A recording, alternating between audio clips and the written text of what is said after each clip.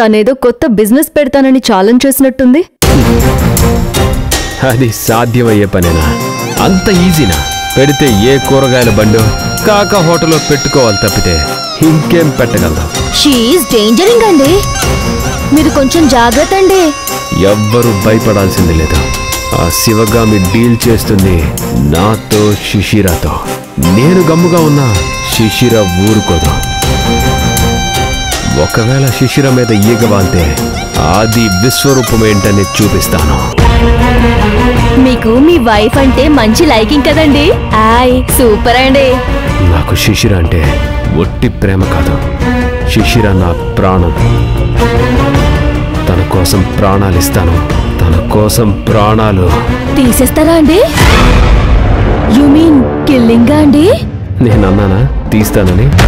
ప్రాణాలు తీసినంత పని చేస్తాను, అది ఎవరైనా ఏమైనా. రాజ్, ఆ రామ్ కుమార్ శివగామికి బాగా ఫేవర్గా ఉన్నట్టుగా అనిపిస్తున్నాడు.